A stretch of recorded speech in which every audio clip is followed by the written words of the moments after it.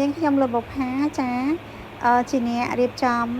ឯកសាររៀននិងជាអ្នកដែលសរសេរផ្ទាល់ចំពោះមេរៀននេះផ្ទាល់ណាចា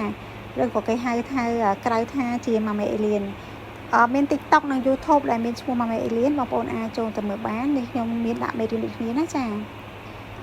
ដោយសារតែជីវិតរស់នៅរបស់នាងខ្ញុំគឺវាអត់ល្អ perfect ទេបានន័យថាតាំងពីក្មេងមក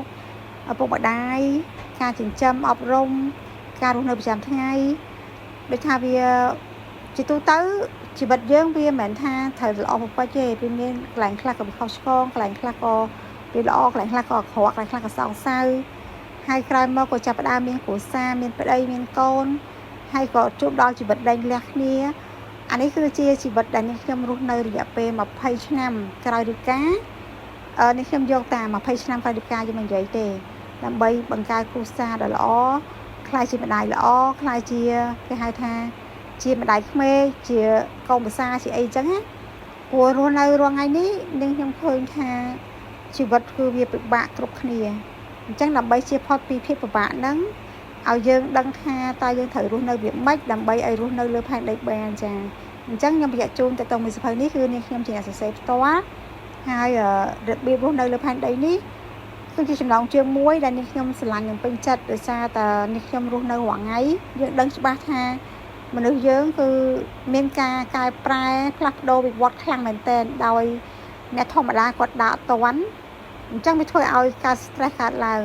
ហើយការចិញ្ចឹមកូនវាអត់ស្រួលទេអញ្ចឹងនៅពេលដែលយើងអត់ដឹងពីរបៀបអត់ដឹងពីថាត្រូវធ្វើវាម៉េចដើម្បីឲ្យកូនមានគុណភាពដើម្បីកូនអាចរស់នៅបានដោយខ្លួនឯងដោយមិនពឹងលើយើងហើយគាត់អាចមើលថែគ្រួសារបានល្អមិនមានវិបត្តិសេរីមិនអាចថាបើជាបរិសុទ្ធវិញត្រូវតែជាប្តីល្អជាកូនល្អมันបង្កគេហៅថាវិបត្តិសេរីដល់ប្រពន្ធมันមានសហាយស្មត់มันមានការផាត់ក្បត់អីផ្សេងៗអញ្ចឹងណាចាអញ្ចឹងតកតងជាមួយមេរៀននេះគឺវាល្អប្រសើរមែនតើចំពោះមនុស្សទូទៅអានេះជាការចែករំលែកនិងជាការអ្វីដែលខ្ញុំធ្វើដោយយើងមិនគិតថានឹងត្រូវការផលប្រយោជន៍មកវិញទេនេះជាការចែករំលែកដើម្បីឲ្យមនុស្សយើងមានការគិតប្រសើរគ្រប់គ្នាចាអញ្ចឹងនៅក្នុងមេរៀនរបៀបរស់នៅលើផែនដីហ្នឹងយើងបែងចែកជា6មេរៀនផ្សេងគ្នាទៀតណាចានេះខ្ញុំក៏សរសេរជាសភៅដែរអញ្ចឹងនៅក្នុងរបៀបរស់នៅលើផែនដីនេះគឺយើងមាន6ក្បាលហើយក្បាលទី1គឺយើងតាក់ទងនឹងមេរៀនទី1ចាអញ្ចឹងក្នុងមេរៀនទី1នេះគឺយើងនិយាយអំពីការពិតព្រោះមនុស្សយើងភាគច្រើនគាត់អត់យល់អ្វីជាការពិតអ្វីជាការខ្លាំងខ្លាយទេធ្វើឲ្យយើងបែកចែកអត់ចេញធ្វើឲ្យការគិតយើងវង្វេងវង្វាន់ធ្វើឲ្យជីវិតរស់នៅយើងវាដុនដាបហើយយើងអត់អាចបានន័យថាយើងមិនអាចលោតពីអណ្ដៅរួចគឺទៅធ្លាក់អណ្ដៅហើយគឺនៅកប់ភក់ហ្នឹងហ្មងអត់ព្រមងើបរួចទេចាអញ្ចឹងអ្វីដែលធ្វើឲ្យយើងអាចងើបរួចធ្វើឲ្យយើងអាចដោះបំណុលបានធ្វើឲ្យយើងអាចគិតមើលទៅវែងឆ្ងាយធ្វើឲ្យយើងជៀសផុតពីការស្លាប់ខ្លួនធ្វើឲ្យយើងជៀសផុតពីភាពដែលគេហៅថាអវិជ្ជាទាំងឡាយនោះគឺយើងត្រូវតែស្វែងយល់ពីការពិតនិងភាពខ្លាំងក្លាចាអញ្ចឹងមេរៀនទី1នេះគឺសំខាន់គួរសមដែរដើម្បីយើងដឹងថាការពិតនៃភាពពិតហ្នឹងមានអ្វីខ្លះចាតកតងជាមួយនឹងសប្តាហ៍ទី1នេះគឺនាងខ្ញុំនិយាយអំពីការពិតនៃមនុស្សក្នុងការពិតនៃមនុស្សហ្នឹងគឺយើងបែងចែកទៅជា5ចំណុចផ្សេងគ្នាណាចានេះខ្ញុំនឹងបញ្ជាក់អំពីមេត្តានៃគេហៅថាការពិតនៃមនុស្សនេះចាទី1នោះគឺជាការពិតដែលយើងត្រូវដឹងចាទី2តើយើងជាប្រភេទមនុស្សដូចម្ដេចទី3នោះលក្ខណៈជាអ្នកមាននិងជាអ្នកក្រកន្លែងនេះសំខាន់ខ្លាំងណាស់នៅពេលដែលយើងដឹងអំពីលក្ខណៈនៃអ្នកមានគឺយើងនឹងអាចខ្លាយជាអ្នកមានពិតប្រាកដនៅពេលដែលយើងដឹងអំពីលក្ខណៈនៃអ្នកក្រគឺយើងអាចជៀសផុតពីភាពក្រីក្របានចា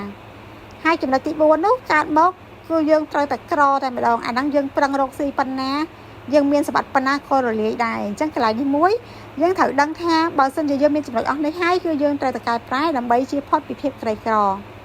ហើយចំណុចទី5ចានៃសប្តាហ៍ទី1ដែលយើងនិយាយអំពីការពិតនៃមនុស្សហ្នឹងចំណុចទី5ក៏សំខាន់ដែរចាដោយម្ដេចដែលហៅថាអ្នកក្រមានលុយនិងអ្នកមានអត់លុយនេះគឺជាទ្រឹស្ដីរបស់មហាសេដ្ឋីពិភពលោកលេខ1លើលោកចាគឺលោកអ៊ីរ៉ុនម៉ាស់គាត់ជាអ្នកចែកចាយព័ត៌មានហ្នឹងបានន័យថាគាត់ជាអ្នកនិយាយណាតកតងជាមួយនឹងអ្នកមានអត់លុយនិងអ្នកក្រមានលុយព្រោះថ្ងៃនេះយើងតែឃើញសង្គមយើងគឺមានអ្នកខ្លះមានខ្លះខ្លួនក្រភ្លាមហ្មងអាលីអស់លេងអ្នកខ្លះក្រទេ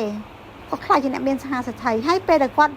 មានបញ្ហាធ្លាក់ក្រមកវិញគឺគាត់ក្រអត់បានមួយឆ្នាំទេក៏ខ្លាចជាអ្នកមានវិញហើយ អាហ្នឹងវាជាចំណុចមួយដែលយើងត្រូវដឹងថាអ្វីជាអ្នកមានអ្វីជាក្រហ្នឹងណាចា